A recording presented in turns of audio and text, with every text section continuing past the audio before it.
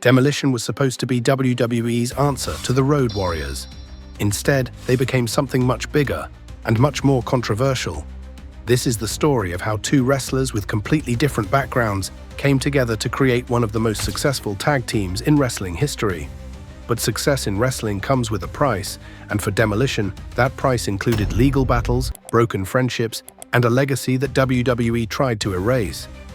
Let's explore how Bill Eadie and Barry Darsow went from unknown quantities to record-breaking champions to bitter enemies of the company that made them famous.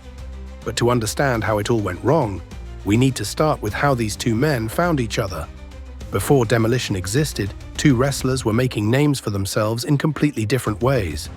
Bill Eadie had already carved out a solid career as the masked superstar, working territories across the country and building a reputation as a reliable heel who knew how to work a crowd and get heat.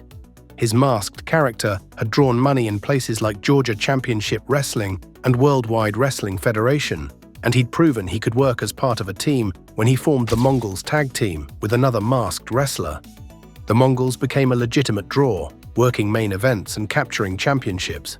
Eadie had the experience of being both a single star and a tag team specialist, plus the character work and heel psychology that World Wrestling Federation management trusted.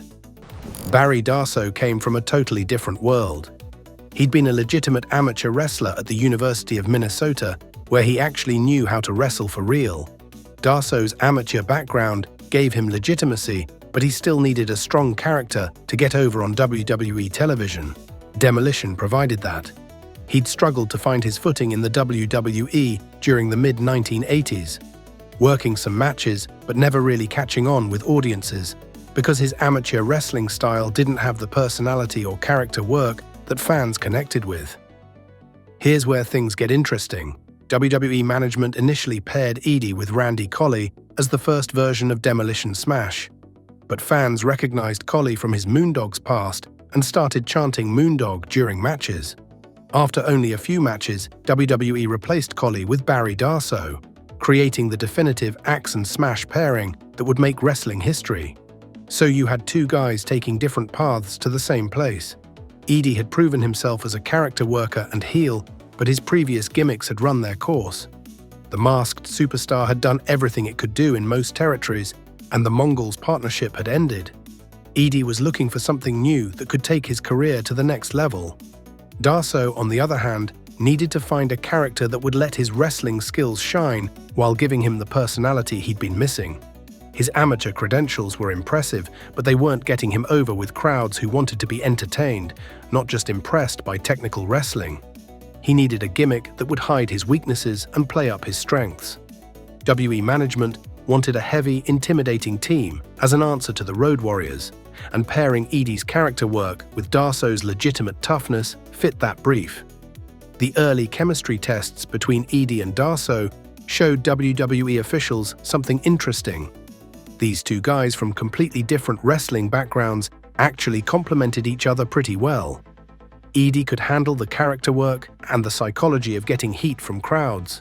Darsow could handle the more physical, hard-hitting aspects of their matches. Neither guy was trying to be the star. They were both willing to work as part of a team. WWE saw potential in this pairing because it combined old-school heel psychology with legitimate toughness. Eadie knew how to make people hate him, which was crucial for their initial heel run. Darsow could make their matches look believable and physical, which was important for the intimidating characters they were planning to create. The combination of character work and legitimate toughness would become the foundation for everything Demolition accomplished.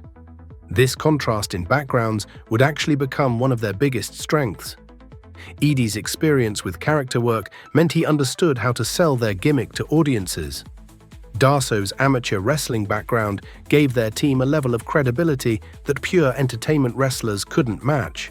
Together, they had everything WWE needed to create something special. But WWE wasn't just looking to create another tag team.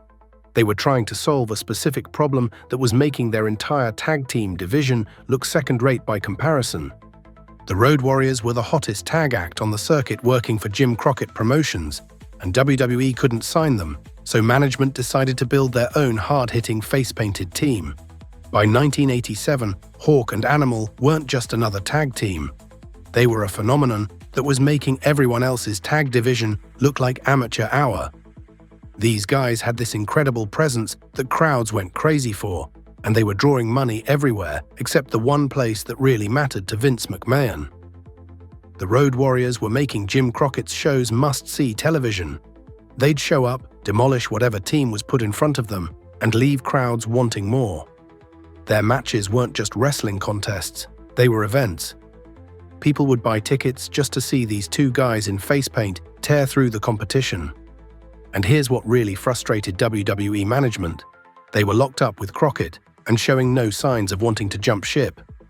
This created a huge problem for WWE's national expansion plans. How do you compete with the hottest act in wrestling when you can't actually hire them? The WWE Tag Team division had some decent teams, but nothing that generated the same level of excitement that the Road Warriors brought to every show. When wrestling fans talked about tag teams, the Road Warriors were always the first team mentioned.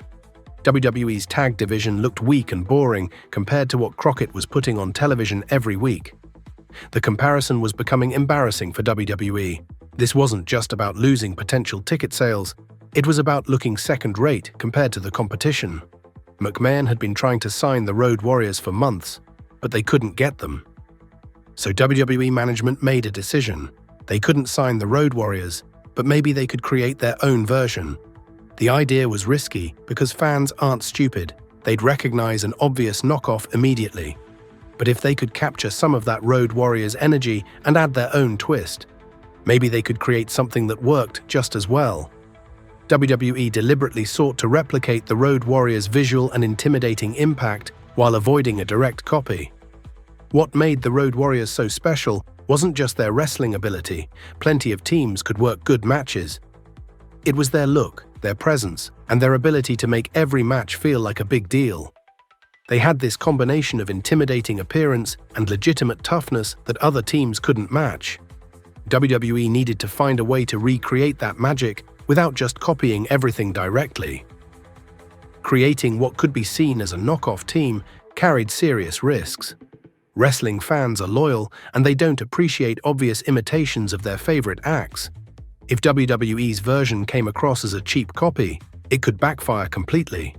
Fans might reject the new team, and WWE would end up looking even weaker than before. The new team had to feel original enough to stand on its own while still capturing what made the Road Warriors work. The pressure was enormous because this wasn't just about creating another tag team. It was about WWE's ability to compete with the hottest act in wrestling. If their version failed, it would prove that WWE couldn't match what other promotions were doing. But if it succeeded, they could turn their biggest weakness into one of their greatest strengths. When Eadie and Darsow got called into the office, the instructions were pretty specific. They needed to create characters that were intimidating and tough, but different enough from the Road Warriors to avoid direct comparisons. The face paint and leather gear were discussed as ways to create that same visual impact. But they also needed to develop their own personality and style that would make them unique. They tried a few pairings before hitting on the look that stuck. And one early change explains why the smash you remember wasn't the first smash. The challenge wasn't just to copy the Road Warriors formula, it was to improve on it. WWE wanted a team that could generate the same level of excitement but fit better with their style of sports entertainment. They wanted characters that could work as both serious competitors and entertaining personalities. This challenge became the driving force behind everything they created. Every decision about their look, their entrance, and their wrestling style was made with the goal of matching the Road Warriors' impact while creating something distinctly different. The pressure to succeed was huge, but it also pushed everyone involved to think bigger and more creatively than they might have otherwise. The stakes were clear. They had to make their first impression count. The creative team had to figure out how to make Eadie and Darsow look intimidating without just copying the Road Warriors directly. This meant testing different combinations of makeup, gear, and props until they found something that would make fans forget all about Hawk and Animal the moment these new guys walked through the curtain. The face paint selection process took longer than you might expect. They tried several different designs before settling on what became their signature look. Axe got the more elaborate design with white and black patterns that made his face look like a skull or death mask. Smash went with simpler black and white designs that still looked menacing but didn't compete with his partner's more complex makeup. The paint had to look scary under arena lighting while being practical enough to stay in place during matches. Each element of their face paint had a purpose beyond just looking cool. The white base made their eyes stand out more under the bright arena lights. The black accents created shadows that made their facial features look more severe and threatening. They tested the makeup under different lighting conditions to make sure it photographed well for television and looked intimidating from the cheap seats in big arenas. The leather gear and ball-peen hammers completed their intimidating package, with each element serving a specific function. The face paint provided visual intimidation that made them look dangerous from a distance. Their studded leather gear created noise when they walked and moved around the ring. All that hardware rattling made them seem even more threatening. The hammers served as both a storyline element and a practical cheating tool, allowing them to interfere in matches without it looking too obvious, while reinforcing their blue-collar tough guy image. Their first significant TV exposure came on a Saturday night's main event taping, which meant millions of people would see them for the first time on network television. The pressure was enormous because they only had one chance to make that first impression count nationwide. Johnny Valiant briefly introduced them during their early appearances before Mr. Fuji became their on-screen manager, giving them the heel authority figure they needed to complete their villainous presentation. The entrance music became the final piece of the puzzle. Their heavy industrial theme made their entrances feel like events rather than just wrestlers walking to the ring. The song started with ominous drum beats that got louder as they walked to the ring, creating this atmosphere that made everything feel more dramatic and important. It wasn't just the look. The whole package made them seem like they owned the arena. When they finally debuted, the crowd reaction was immediate and intense. Fans had never seen anything quite like this combination of face paint, leather gear, weapons, and attitude all packaged together. The visual impact was exactly what WWE had hoped for. People were talking about these new guys before they even had their first real match. The entrance package they created became the template for hardcore and extreme wrestling teams that came after them. You can see elements of Demolition's presentation in teams that showed up years later in ECW and other promotions. They proved that the right combination of visual elements could make wrestlers seem more dangerous and exciting than they actually were. WWE management was satisfied with the look and the initial crowd reactions. They had successfully created something that felt original while capturing the intimidating presence they needed to compete with the Road Warriors. The visual presentation was working exactly as planned. Fans were paying attention and talking about these new characters. But as Demolition started appearing on more shows and having actual matches, something unexpected began happening. The crowd reactions weren't going exactly according to WWE's carefully planned script.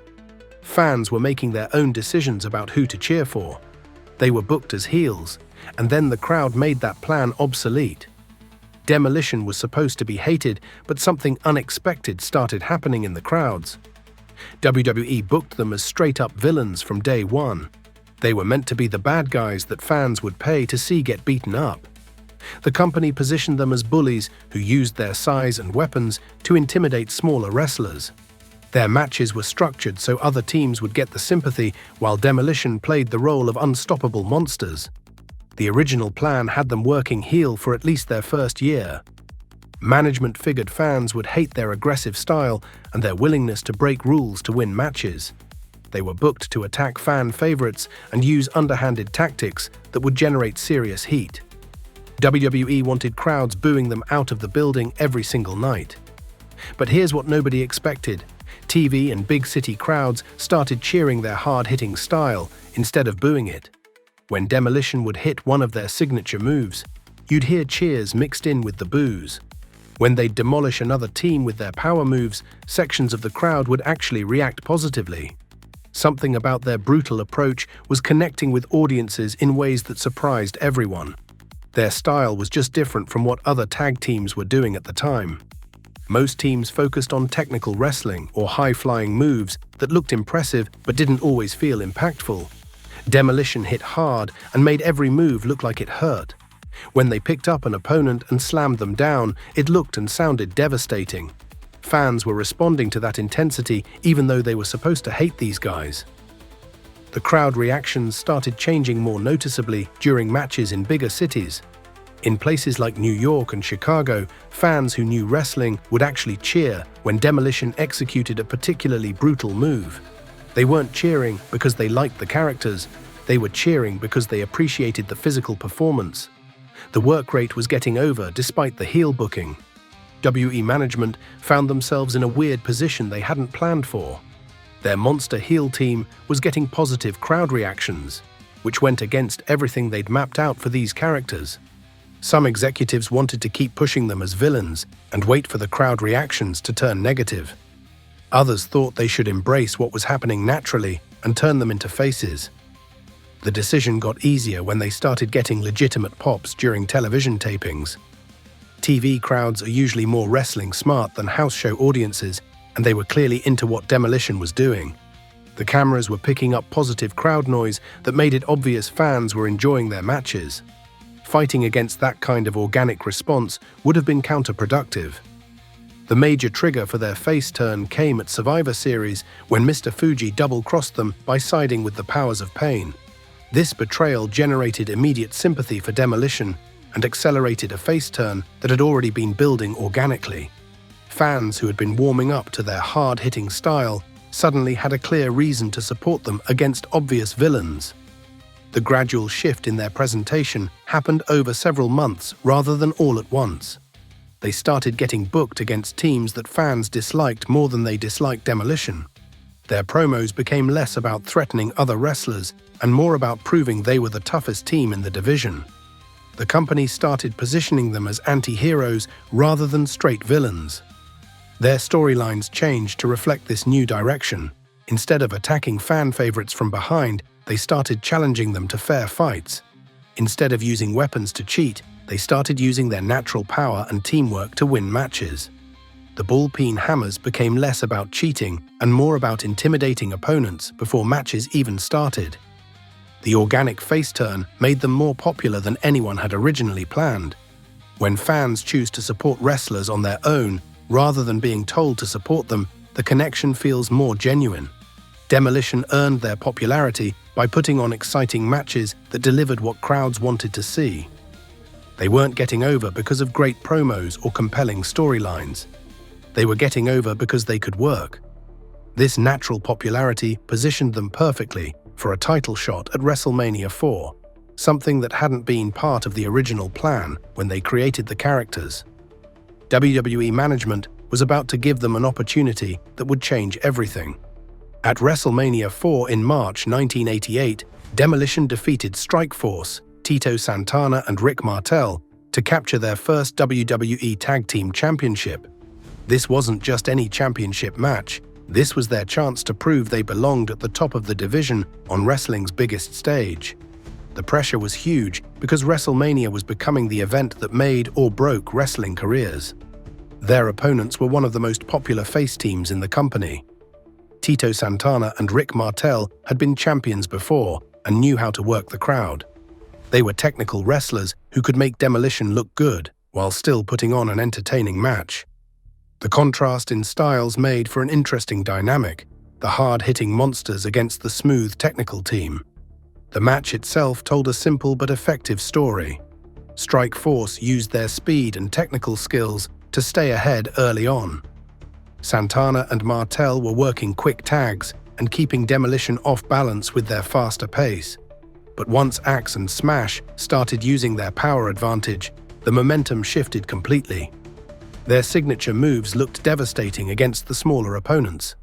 The finish came when Demolition hit their Demolition decapitation finisher on Martel.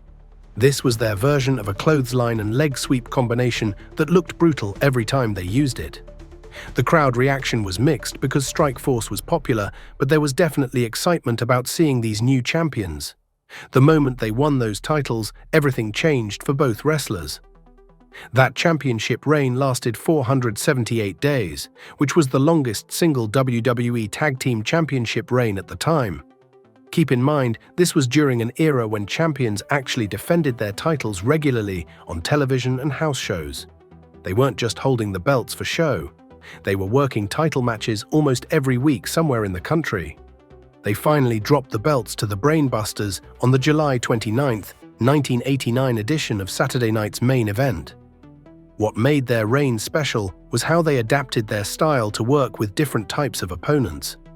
When they faced technical teams like the Brainbusters, Arn Anderson and Tully Blanchard, they had to show they could wrestle and not just overpower people. Anderson and Blanchard were legitimate wrestlers who could expose weaknesses in teams that relied too much on power moves. The Brainbusters matches were some of their best work because both teams brought something different to the ring. Anderson and Blanchard had this old-school heel psychology that complemented Demolition's more straightforward approach. These weren't just power versus technical wrestling matches. They were battles between two teams that understood how to tell stories in the ring. Their defenses against the powers of pain created a different kind of challenge. The Barbarian and the Warlord were even bigger and stronger than Demolition, so they couldn't rely on their usual power advantage.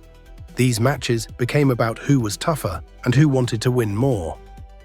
Both teams hit hard, so fans got to see some really physical contests. The creative team kept their reign fresh by giving them different types of storylines throughout those 478 days. Sometimes they were the champions fighting off challengers who wanted their titles. Other times, they were the tough guys standing up to even tougher competition. The company found ways to keep them interesting without changing their basic characters too much. After losing the titles to the Brainbusters, Demolition regained them on October 2, 1989, to begin a second reign. This showed they weren't just one-hit wonders who got lucky with their first title run. They could bounce back from defeat and reclaim their spot at the top of the division. Their matches with teams like the Red Rooster and Brooklyn Brawler showed they could work with lower-card opponents and still make the matches feel important. Not every title defense was going to be a classic, but they knew how to make even routine matches entertaining. This consistency helped them stay over with crowds throughout their championship runs.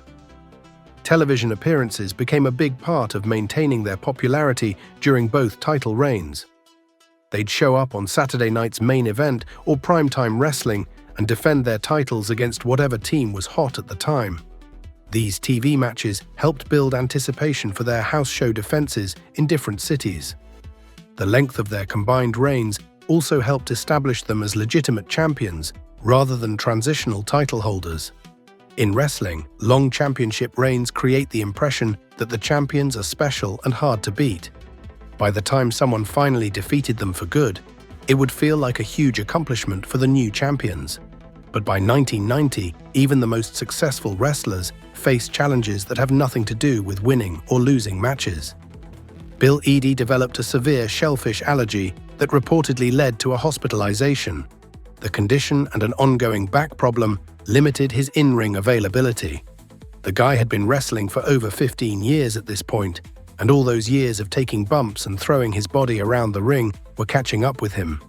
His back problems weren't just minor aches and pains that wrestlers usually deal with. These were serious injuries that were affecting his ability to perform at the level fans expected from Demolition. Eadie's back issues started showing up during matches in ways that were hard to hide. He couldn't take certain bumps the way he used to. Some of his signature moves became harder to execute because his back couldn't handle the strain. When you're part of a team that's built around being tough and physical, having one member who can't perform at full capacity becomes a real problem. WWE management found themselves in a tough spot. Demolition was their most successful tag team and one of their biggest merchandise sellers. Fans still loved them, and they were still drawing money at house shows across the country. But if Eadie couldn't perform consistently, how do you keep the team going without disappointing all those fans who were buying tickets to see them? The obvious solution would have been to break up the team or have them lose the titles and take some time off. But Demolition was too valuable to the company to just put on the shelf. They were selling t-shirts and other merchandise at a rate that few other acts could match. Breaking them up would have meant losing all that revenue and disappointing fans who had invested in the team emotionally. Management chose to protect the character by adding a third member rather than breaking the team up. a business move that had both logistical advantages and later storyline consequences. WWE needed a reliable in-ring option because Eadie couldn't wrestle every night. The company introduced Crush and used the Freebird rule to rotate members as a practical solution. Bryan Adams got the call to become the third member of Demolition. Adams was a big guy who fit the team's physical profile pretty well. He had the size and the look that would make sense as part of their group. WWE gave him the name Crush and worked on developing face paint and gear that matched what Axe and Smash were already doing. The three-man system worked under what wrestling fans know as the Freebird rule. This rule lets any two members of a team defend tag team championships, so you don't always have to use the same combination of wrestlers. It meant that on any given night, fans might see Axe and Smash, or Axe and Crush, or Smash and Crush defending the titles. From a business standpoint, this setup had some real advantages. It gave WWE more flexibility in booking their house shows because they could send different combinations of the team to different cities on the same night. If Eadie was having a bad back day, Darsow and Adams could work the show without having to cancel or change the advertised main event. The Freebird rule also created some interesting storyline possibilities. They could build matches around which two members would actually show up to defend the titles. Opponents never knew exactly what combination they'd be facing, which added an element of unpredictability to their championship defenses. But keeping the team chemistry intact with a rotating lineup turned out to be harder than anyone expected. Axe and Smash had worked together for years and developed this natural timing that made their double-team moves look smooth and effective. Adding a third person meant everyone had to learn new combinations and adjust their timing. Adams had to learn how to work with both Eadie and Darsow individually, plus figure out how to make the team dynamic work when all three of them were involved in storylines. The face paint and gear helped him look like he belonged, but looking the part and actually being part of the team chemistry were two different things. Fans had mixed reactions to the three-man version of Demolition. Some people accepted Crush as a natural addition to the team. Others felt like he was an outsider who didn't really belong with the original duo. The change was noticeable enough that it became a topic of discussion among wrestling fans. What nobody realized at the time was that this practical business decision would create problems that went far beyond just adjusting to new team dynamics. The three-man setup that was supposed to fix their injury problems created new tensions that nobody saw coming. Eadie wasn't happy about sharing his spot with a newcomer, especially when it meant he'd be working fewer matches and getting less spotlight time. This wasn't just about ego, it was about his livelihood and his identity as a wrestler. Backstage tension rose over pay, creative direction, and spotlight time. Eadie later said shifts in pay scale and backstage offers were part of what pushed him out. WWE management started treating Adams like he was an equal member of the team, even though he hadn't been there from the beginning. The whole dynamic felt different and not necessarily better. Eadie's frustration with his reduced role became obvious to people working backstage. He'd been the unofficial leader of Demolition since day one, calling most of the shots about their matches and storylines. Now he had to deal with input from Adams and accommodate his back problems at the same time. Creative differences started showing up during their planning meetings. Eadie had strong opinions about how Demolition should be presented and what kinds of matches they should be having. Adams brought different ideas that didn't always match what the original team members wanted to do. WWE decided to turn them heel again during their third championship reign, which felt forced from the start. The natural face turn that had made them popular in the first place happened because fans connected with their style and attitude. Turning them back into bad guys went against what crowds actually wanted to see from them. The heel turn felt like a business decision rather than something that made sense for the characters. Their third championship run never had the same energy as their record-breaking first reign. The matches felt routine and the crowd reactions were more polite than excited. Part of this was because fans weren't sure which version of the team they'd be seeing on any given night. The unpredictability that was supposed to be an advantage became a disadvantage when it came to building consistent fan investment.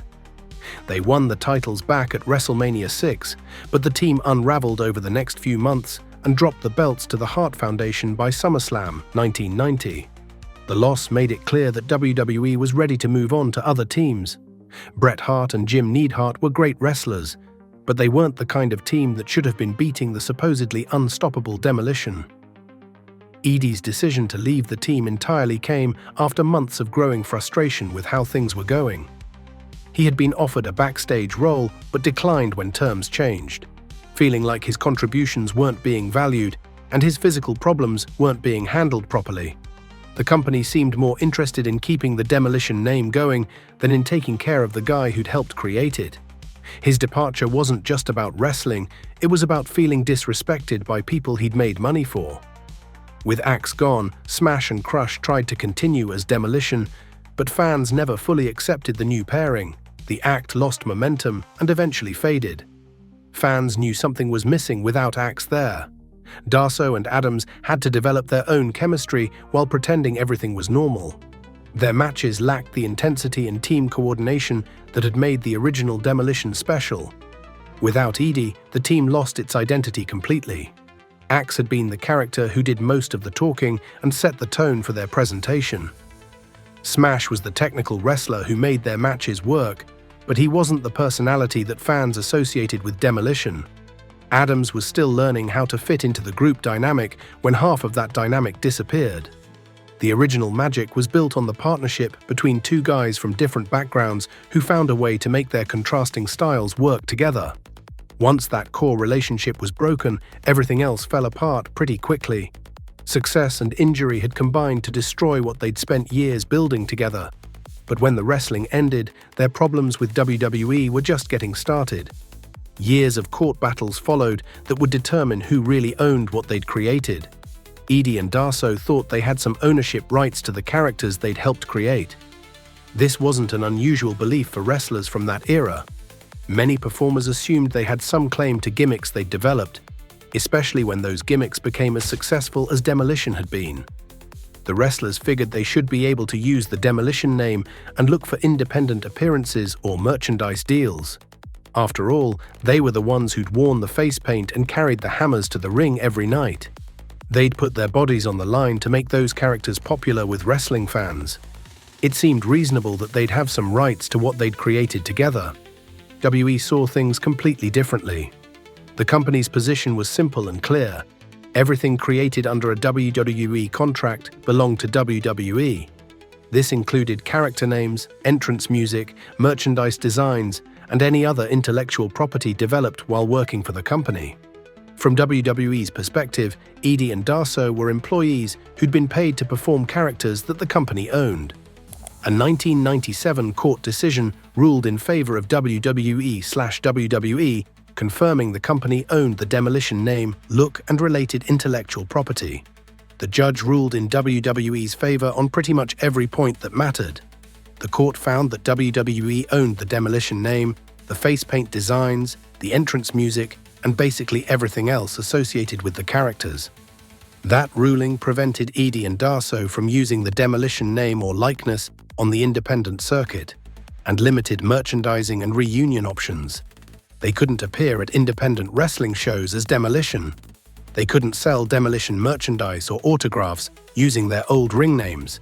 Convention appearances had to be marketed using their real names instead of the characters fans remembered them for. The legal victory also prevented any possibility of Demolition reunion matches or appearances on WWE programming. Even if the company had wanted to bring them back for nostalgia purposes, the bad feelings from the lawsuit made that impossible. WWE had won the legal battle, but the cost was erasing one of their most successful tag teams from their own history. Eadie and Darsow felt betrayed by a company they'd helped make millions of dollars. They'd worked hard, traveled constantly, and put their bodies through punishment to get Demolition over with audiences. Now they were being told they had no rights to the characters they'd brought to life. The personal aspect of this dispute made it about more than just money or legal ownership. The situation got even more complicated years later when both wrestlers joined a class action concussion lawsuit filed in the mid-2010s. This lawsuit claimed that WWE had hidden the long-term health risks of repeated head trauma from wrestlers. The case was eventually dismissed and not accepted by the Supreme Court, but it further strained relations with WWE and helped explain why return appearances and Hall of Fame recognition were blocked for years. The brain injury lawsuit added another layer of tension to their relationship with WWE. Now they weren't just fighting over character ownership, they were claiming the company had damaged their health and covered up the risks.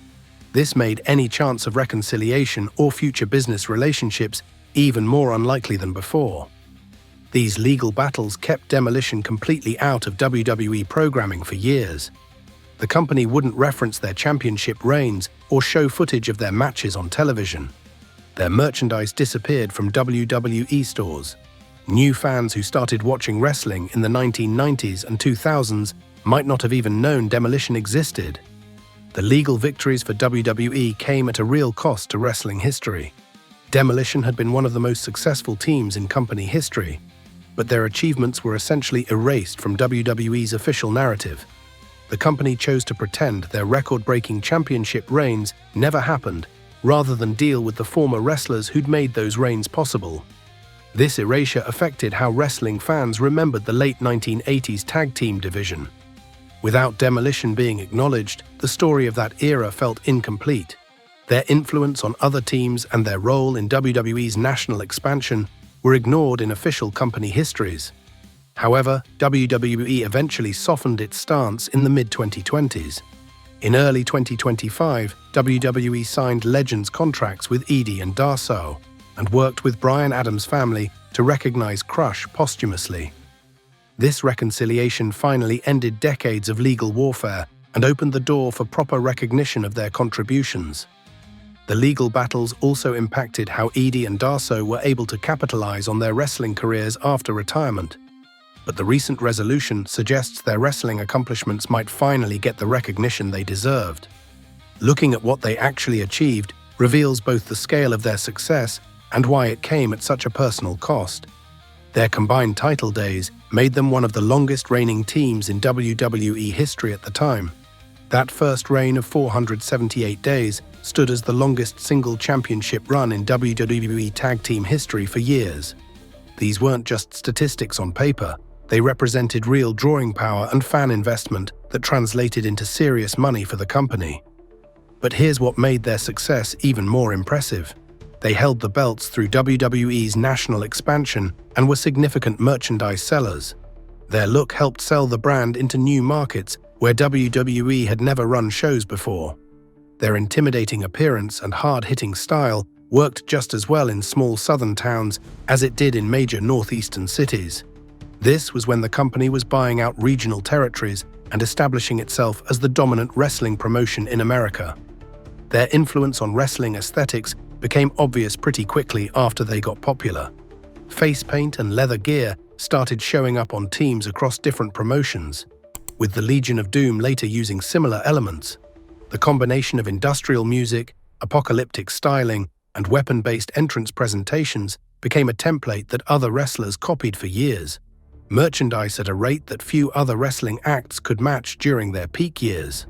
Their t-shirts and other gear moved huge numbers because fans connected with their image and wanted to wear something that made them feel tough.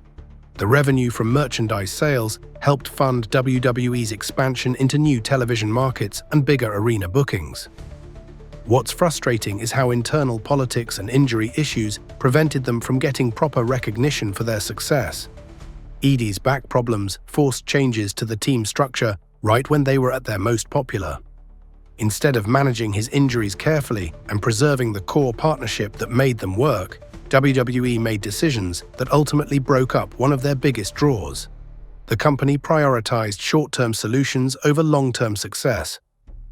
When you compare Demolition's legacy to other great tag teams, their numbers hold up pretty well. They were more successful than teams like the British Bulldogs or the Hart Foundation in terms of championship longevity. Their merchandise sales probably exceeded what most other tag teams generated during the same era, but they never got the same level of respect or recognition that those other teams received from wrestling historians. Part of this comes down to timing and how wrestling history gets written. The Hart Foundation got to have reunion matches and Hall of Fame inductions. The British Bulldogs are remembered fondly despite their shorter championship reigns. Demolition got erased from company history because of legal disputes that had nothing to do with their actual wrestling accomplishments. The reconciliation that happened in recent years shows how WWE finally recognized what they'd been missing. When the company started signing former wrestlers to Legends contracts, Demolition was included in those deals. This represented a form of recognition that acknowledged their contributions to wrestling history, even if it came decades after their active careers ended. Their story reflects broader issues in wrestling about performer rights and how companies treat talent after they're no longer active. The legal battles over character ownership weren't unique to Demolition. Lots of wrestlers from that era faced similar disputes, but their case was especially prominent because of how successful their characters had been and how completely they were removed from WWE programming. What makes their situation different is how their problems with WWE actually made their achievements look smaller than they really were. Most wrestling fans from the 1990s and 2000s probably don't realize how dominant Demolition was during their peak years. The company's decision to erase them from official history meant their records and accomplishments got forgotten by newer generations of fans. In short, injuries and backstage legal conflict, not just in-ring wins, limited the historical recognition the team received for decades. Their impact on wrestling far exceeded their problems with WWE, even if those problems dominated the story for too many years. The face paint and leather aesthetic, the industrial entrance music, the hard-hitting tag team style, these elements became part of wrestling's DNA in ways that outlasted the legal disputes. The real test of any wrestling act isn't what the company planned for them, but what actually happened when they connected with audiences.